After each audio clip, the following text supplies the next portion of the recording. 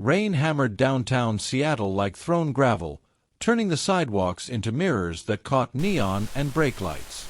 People hurried under umbrellas, shoulders hunched, faces buried in scarves, as if the city itself had decided not to notice anyone who looked like trouble.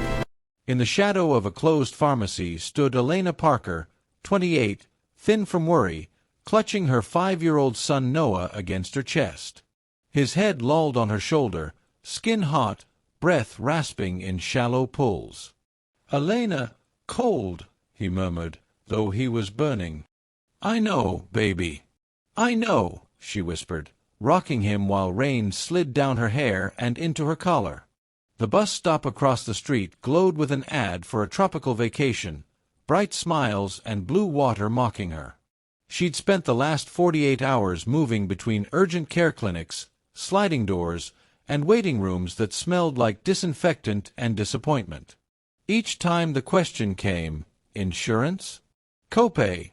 And each time her answer was the same, "No, no, and I can't." The looks that followed were never cruel, exactly. They were worse. They were empty. Her phone buzzed again. A text from the landlord. Rent due. Final notice. Elena swallowed a sob and tightened her grip. Their tiny studio in South Lake Union had been the last steady thing in a life that already felt like a loose thread. When the grocery store cut her hours, then cut her job, she told herself it would be temporary. She sold her microwave, then her TV, then her wedding ring. She skipped meals so Noah could eat. She tried to make the world bend with pure willpower. It didn't. Noah coughed, a wet sound, and Elena's panic surged. She stumbled toward the curb, scanning for anything, anyone, that could get them to a hospital. She had called for a ride earlier, but her card declined and the app canceled it. Still, when a black luxury SUV rolled up and a driver stepped out to open the rear door, Elena's brain grabbed at hope like a drowning person grabs air. She didn't think. She moved. She rushed to the open door, slid into the back seat, and pulled Noah closer. "Harbor View, please," she blurted, voice cracked. "Emergency." He can't breathe. The door closed with a quiet, expensive thud. The cabin smelled of leather and clean citrus. For one heartbeat, Elena believed a miracle had arrived. Then a calm male voice spoke from the opposite seat. "Ma'am," it said, controlled, surprised. "Who are you?" Elena's blood turned to ice. She lifted her head and met the eyes of a man in a charcoal suit, collar crisp, hair neatly cut. He looked like he belonged on magazine covers, not in the same air as her rain-soaked desperation. His gaze flicked to Noah, then back to her, and something in his expression shifted from irritation to alarm. I'm sorry," Elena stammered. I thought it was my ride. I'll get out." Noah wheezed, his small chest rising too fast. The sound cut through Elena's words like a knife. The man leaned forward. "He's sick." "Yes," Elena said, tears spilling. "Please. I tried everywhere. They won't see him. I don't have money. I don't—" Her voice broke. "I don't want him to die." For a second, the man's face hardened, as if he'd heard something he didn't want to admit was real. Then he pressed a button near the door. "James," he said to the driver through the intercom, voice suddenly sharp. "Harbor View Medical Center. Now." Elena blinked. "You don't have to." "I said now," he repeated, and the SUV surged into motion, wipers slapping rhythmically. He turned back to Elena, eyes steady. "Keep him upright. Try to slow his breathing. Talk to him." Elena obeyed, shaking. "Noah, sweetie, look at me. Mommy's here." Noah's eyelids fluttered. The man watched, jaw tight, as if fighting an old memory. Outside, Seattle streaked by in wet smears. Inside, Elena clung to her child and to the strange mercy of a stranger. As the SUV cut through traffic, Elena finally noticed the subtle logo stitched into the headrest, the kind you only see in boardrooms and headlines. Her stomach dropped. This wasn't a rideshare at all. This was Marcus Reed's car. Elena had seen his name on billboards and business pages. Reed Innovations, the billionaire who bought failing companies and turned them into empires. She'd never imagined being close enough to hear him breathe. Fear returned in a rush. What if he regretted it? What if security dragged her out? But Marcus didn't reach for a phone or shout orders. He simply kept his attention on Noah, one hand braced on his knee, the other hovering as if he could steady a storm. "We're almost there," he said softly. "Hold on, little man. Hold on." Harborview's emergency entrance exploded with light and motion as the SUV rolled under the awning. Before the wheels fully stopped, Marcus Reed was out, barking a single sentence that made people move: "Child in respiratory distress." The driver swung Elena's door open. A nurse ran with a wheelchair. Elena's arms were trembling so badly she nearly dropped Noah as they transferred him, his small body limp, lips pale. "Name?" a triage nurse demanded, already clipping a monitor to Noah's finger. "Noah Parker," Elena said, voice shaking. "Please, he can't breathe right." A doctor appeared, mask hanging loose at his neck. "Oxygen. Chest X-ray. For access." Noah disappeared through swinging doors, swallowed by bright corridors and the squeak of hurried shoes. Elena stood frozen, soaked and empty, staring at the door as if her eyes alone could keep it open. Someone draped a blanket around her shoulders. She didn't feel it. Her mind replayed every cough, every turn away, every moment she'd been told to come back with money she didn't have. Then she realized Marcus was still beside her. His suit jacket was speckled with rain, hair damp at the edges, expression controlled but tense. He looked like a man used to making decisions that changed markets, not a man waiting for a child's breath to steady. "Sit," he said, guiding her to a plastic chair. "I shouldn't be here," Elena whispered. "This is your car." "Stop," Marcus said, gentle but firm. "You did what you had to do." Elena's throat tightened. "They were going to send us away again. I was so scared." Marcus's gaze flicked to the swinging doors. "How long has he been like this?" 3 days, she admitted. "It started like a cold. Then his fever wouldn't break. Last night he was shaking, and today—" She pressed a hand to her mouth, trying not to fall apart. "I tried clinics. They asked for insurance. I don't have it. My card declined. I begged. I hated myself for begging." Marcus's jaw clenched. For a moment, something flashed behind his eyes. Anger, not at her, but at a system he could suddenly see from the bottom up. He pulled out his phone, typed quickly, and made a call. "This is Marcus Reed," he said, voice calm. "I need the attending in pediatric emergency to know I'm financially responsible for this patient, Noah Parker. Whatever it takes. No delays." He listened, then added, "Yes. Immediate." Elena stared at him. "You can just do that?" He ended the call and looked at her like the question hurt. "Money opens doors. I don't like that it does, but it does." Minutes dragged like hours. At last, a doctor approached, stethoscope around his neck. "Ms. Parker." Elena shot up. "Yes, how is he?" "He's stable," the doctor said. "He came in with low oxygen saturation. We've started oxygen therapy and antibiotics. He likely has bacterial pneumonia. If you'd arrived later—" Elena's knees buckled. Marcus's hand caught her elbow, steadying her. "I thought I lost him," Elena whispered, voice breaking. "You didn't," the doctor said. "But he'll need to stay for observation and continued treatment." Elena swallowed hard. "How much will this cost?" The doctor glanced at Marcus, then back at her, as if unsure what to say. Marcus answered for him. "It's covered." Elena shook her head, overwhelmed. "I can't repay you." "I'm not doing this for repayment," Marcus said quietly. I'm doing it because he's a child. The doctor offered a small nod. You can see him in a few minutes. When the doctor walked away, Elena finally let herself cry, shoulders shaking under the blanket. Thank you, she managed. I don't even know who you are, really, but thank you. Marcus's voice softened. I know who you are. You're his mom. And you didn't give up. Elena wiped her face with the back of her hand. His father left. Said he couldn't handle all this. It's just been me. Marcus looked away for a second, as if the words hit a place he kept sealed. My mother raised me alone, he said. She cleaned offices at night. Sometimes she brought me with her. I'd sleep under a desk with my homework on my chest. He exhaled. People used to walk past us like we were invisible. Elena stared.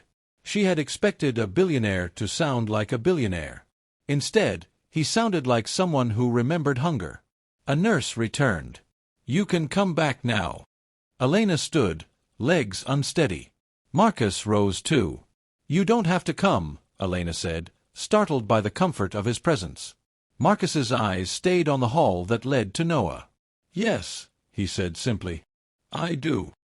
He followed her the corridor, carrying silence like a promise between them. Noah slept under a tangle of blankets and tubes, cheeks flushed but breathing easier. The rhythmic hiss of oxygen filled the private room Marcus had quietly requested, and a soft monitor beep kept time like a cautious heartbeat. Elena sat in the bedside chair, still wearing the hospital wristband, hands folded so tightly her knuckles whitened. Every few minutes she leaned forward to watch Noah's chest rise and fall, afraid the moment she looked away the world would take him again. Marcus stood near the window, phone in hand, speaking in low tones to someone who sounded like an assistant. Elena caught fragments. Pay the balance. No, all of it. Yes, include the pharmacy. When he ended the call, he didn't look triumphant. He looked tired. You didn't have to upgrade the room, Elena said softly. Any bed is fine. It's quieter here, Marcus replied. He needs rest. You do too. Elena gave a brittle laugh. Rest feels like a luxury. They sat in uneasy silence until Noah shifted and mumbled, Mom! I'm here, Elena whispered instantly, smoothing his hair. I'm right here. Noah's eyes opened a sliver. He glanced at Marcus, then back at Elena. Who's that? A friend, Elena said, surprised by how true it sounded. Noah blinked, then drifted back to sleep. When the room settled again, Elena finally asked the question that had been burning in her chest. Why did you stay? Marcus's gaze remained on the rain-smeared glass. I told you. He's a child. That's not the whole truth, Elena said. Her voice shook, but she held his eyes anyway. People with your life, they don't sit in plastic chairs at midnight. They don't keep coming back. Marcus exhaled as if weighing whether honesty would cost him something. When I was 8, my mother and I got turned away from a clinic, he said. She had pneumonia. We didn't have insurance. The nurse apologized, then locked the door because it was closing time. He paused. My mother walked me home in the snow and told me it was okay. She smiled the entire way. She collapsed at the apartment stairs. Elena's breath caught. She lived, Marcus added quickly. A neighbor drove us to another hospital. But I never forgot the feeling of being disposable. He looked at Noah. When you said you didn't want him to die, I heard my mother's voice. Elena stared at her hands. I hate that I had to break into your car, she whispered. You didn't break in, Marcus said. The door was open. Elena's throat tightened. Everything in my life feels like doors closing. Noah's father left when Noah was 2. He said poverty wasn't the life he wanted. He called our son a burden. Shame flickered over her face. I begged him to stay. I begged. And when he walked out, I promised myself I'd never beg again. But today I begged strangers, nurses, even you. Marcus's expression hardened. That man didn't deserve you. Elena laughed again, small and broken. You don't even know me. I know what I saw, Marcus said. A mother carrying her child through a storm. Most people would have frozen. Elena swallowed. Bravery wasn't a choice. It was survival. The next morning, Marcus arrived with coffee and a bagel, as if trying to make the room feel normal. When a nurse asked Elena for an address, her hand stalled over the form. "I'm between places," she admitted. Marcus stepped in without drama. "Use Reed Innovations' office," he said. "We'll handle the paperwork." After the nurse left, Elena whispered, "People will think I'm using you." Marcus replied, "Let them talk." Marcus's mouth twitched. "They'll say it anyway. They always do. In my world, everyone is a transaction. If I help, they assume I'm buying something." Elena looked at him, really looked, and saw something lonely under the polish. "Maybe that's why you stayed," she said quietly. "Because you wanted to do something that wasn't a transaction." Marcus didn't answer, but his silence felt like agreement. On the third day, the doctor said Noah was responding well. Elena cried again, this time into Noah's blanket, relief pouring out of her like floodwater. Marcus watched, hands in pockets, as if unsure where he belonged in a moment that intimate. "You should go back to your life," Elena said later, wiping her face. "Your company, your meetings." "My meetings can wait," Marcus replied. "Noah can't." Elena's heart squeezed. "Why are you being kind to us?" Marcus finally met her gaze fully. "Because someone should have been kind to you sooner." And for the first time in weeks, Elena believed kindness might be real today. By the end of the week, Noah could sit up and argue for cartoons, which felt like a miracle Elena didn't dare question. The doctor reduced his oxygen, then removed it completely.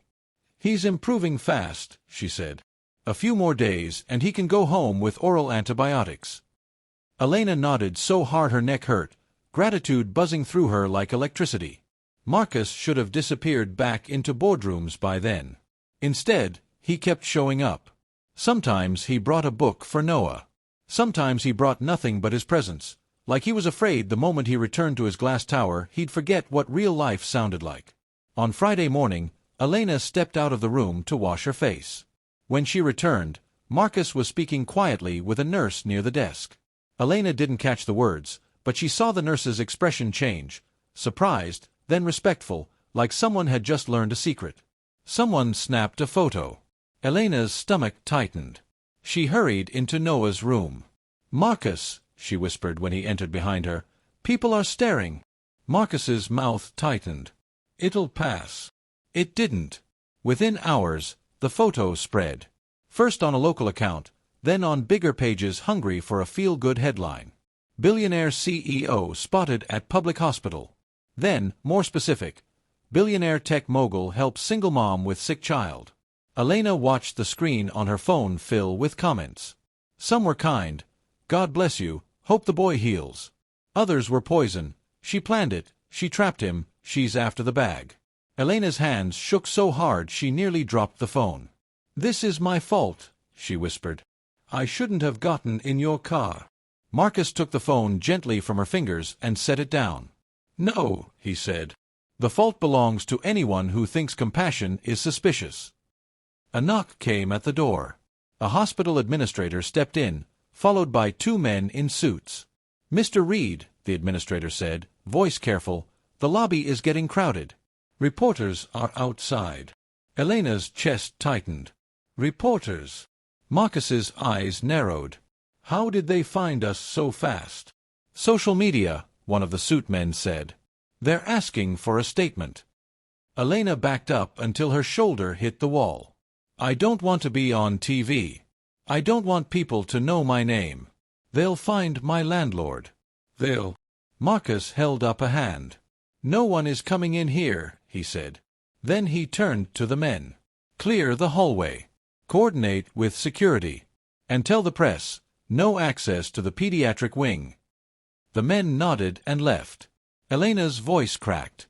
"Why would they believe you? I'm nobody." Marcus looked at her with a quiet intensity. "You're not nobody." A minute later, Noah called weakly from the bed, sensing the tension. "Mom, are we in trouble?" Elena forced a smile and hurried to him. "No, baby. You're safe." But she wasn't sure. Soon, the sounds outside grew louder. Shouts, camera clicks, footsteps. Elena peeked through the blinds and saw bright lights splashing across the rain-dark parking lot. A microphone with a station logo bobbed in the crowd. Her heart pounded. "They're going to twist this," she said. "They always twist everything." Marcus's voice turned steel. "Then we control the story." He stepped out, spoke briefly to security, then returned. "I'm going downstairs," he said. "I'll end it." Elena grabbed his sleeve. "Don't. If you defend me, they'll hate me more." Marcus's eyes softened. "If I stay quiet, they'll tear you apart anyway." He went. Elena sat beside Noah, holding his hand, listening to muffled voices through the walls. After what felt like forever, Marcus returned, rain on his shoulders again, as if he'd walked through another storm. "What did you say?" Elena asked. "I said the truth," Marcus replied. "That you didn't ask me for anything. That you fought for your child while the world looked away. And that if anyone wants a villain, they should look at the system that makes mothers choose between rent and medicine." Elena's eyes filled. "You said that, on camera?" "Yes," Marcus said. "And I meant it." The next day, donations began appearing, not to Elena, but to the hospital's pediatric fund. A community clinic called to ask if Marcus would support free weekend screenings.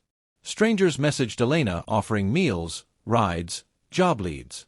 The same internet that had accused her also lifted her, messy and unpredictable.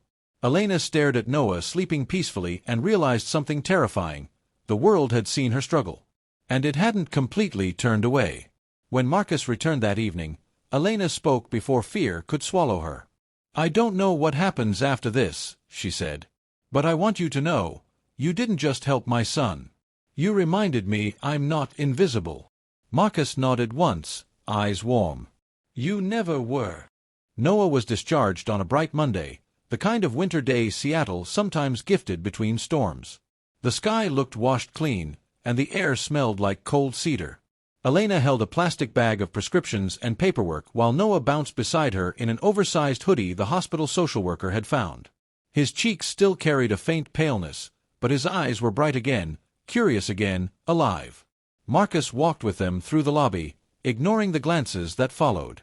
A security guard opened the door, and the sunlight outside hit Elena's face like a blessing.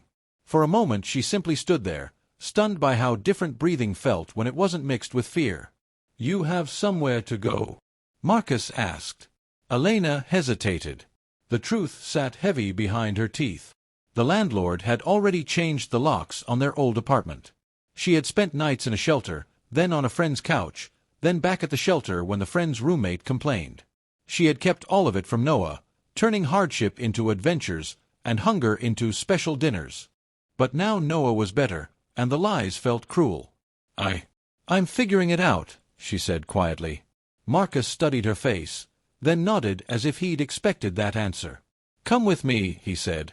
Elena's stomach tightened. "Where?" "To a place that's safe," Marcus replied. "No cameras.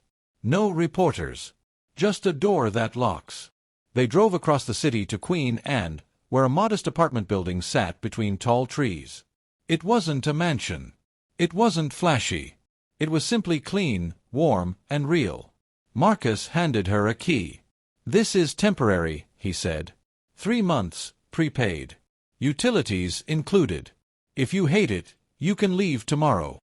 Elena stared at the key as if it might burn her. "Marcus, I can't accept this." "You can," he said.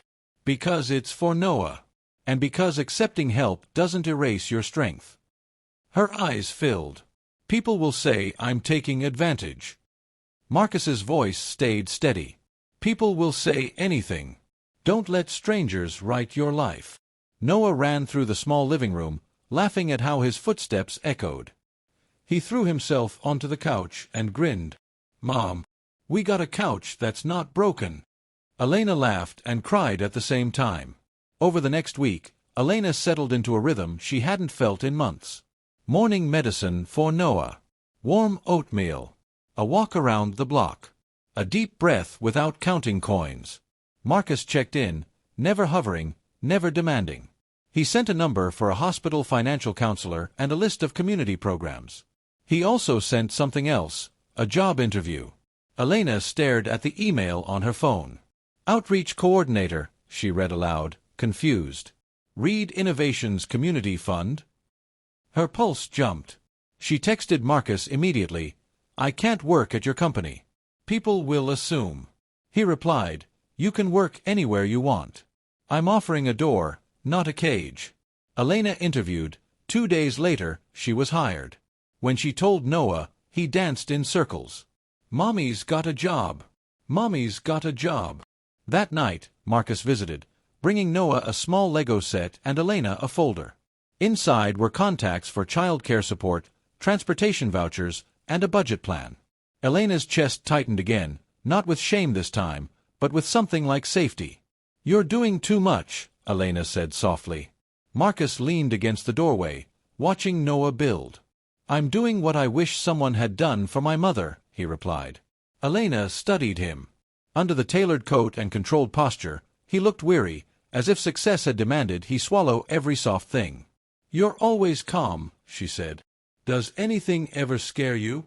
Marcus's gaze drifted to the window, where city lights flickered. Plenty, he admitted. But I learned early that fear is expensive. If people smell it, they charge you more. Elena nodded slowly. In my world, fear is free. It comes with everything. A quiet laugh escaped him, surprised. It was the first time Elena had heard it without strain. Weeks passed. Noah regained his energy fully, returning to school in a new classroom near the apartment. Elena worked in outreach, visiting shelters and clinics, connecting families to resources.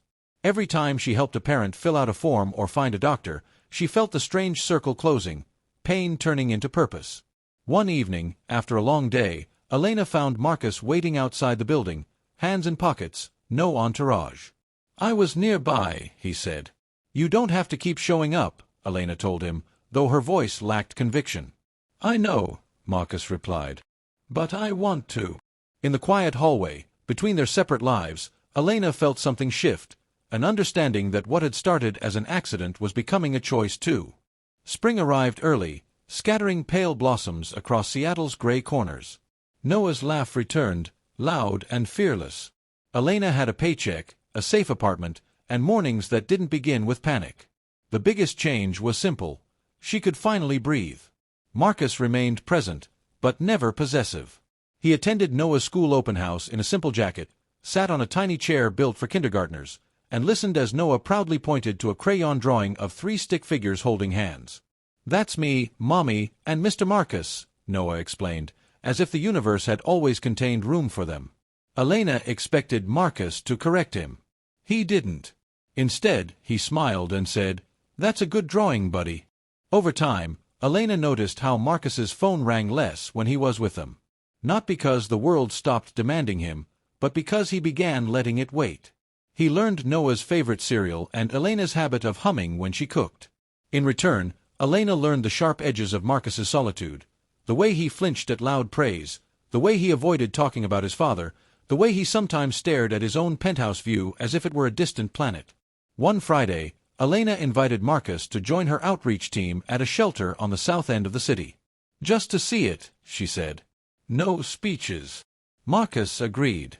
He walked through the shelter quietly, taking in the crowded cots, the tired faces, the children clutching worn stuffed animals. Elena watched him listen to a caseworker explain how often families were turned away when beds ran out. Something in Marcus's expression tightened. He didn't look shocked. He looked accused. That night, Marcus called Elena. What would it take, he asked, to build a place where families can get care without fear? Elena's voice caught. A lot. Then we do a lot, Marcus said. 3 months later, Reed Innovations announced the Reed Family Care Center, a clinic partnered with Harborview to provide free urgent screenings, pediatric consults, and social support services. The headline cycle returned, but this time the story wasn't a photo of a billionaire in a hospital. It was a program with structure, funding, and faces, families Elena recognized from her routes. At the opening ceremony, Elena stood on a small stage with Noah and Marcus. Cameras flashed. Elena's palms sweated, but she lifted her chin. She was done hiding. The mayor spoke, a ribbon was cut, applause rose. Noah tugged Marcus's sleeve and whispered loudly, "Did we do it?" Marcus knelt to Noah's level. "We did it," he said. "You and your mom started this." Noah's eyes widened. "I did." "You did," Marcus replied. "You reminded people to care." After the crowd dispersed, Elena found a quiet corner near the clinic entrance, watching families file inside. A mother with a toddler thanked her. An elderly man shook Marcus's hand. Life moved in small, sacred exchanges. Marcus stepped beside Elena. "You're proud," he observed. "I'm terrified," Elena admitted, laughing softly. "But yes, proud." Marcus's gaze drifted to Noah, who was chasing bubbles from a volunteer's wand. "I used to think fixing things meant buying them," he said. "This feels different." Elena turned to him. "It is different. It's human." They walked to the waterfront later, away from cameras and speeches. The air smelled of salt and street food. Ferries crossed the water like slow thoughts. Marcus stopped near the railing. "Elena," he began, then paused, as if the word itself mattered. "The day you got into my car, I was heading to a meeting about numbers. Profit margins. Efficiency. I thought that's what life was." Elena listened, heart steady. "You were scared," Marcus continued. "You were soaked, shaking, and still you held Noah like nothing could take him.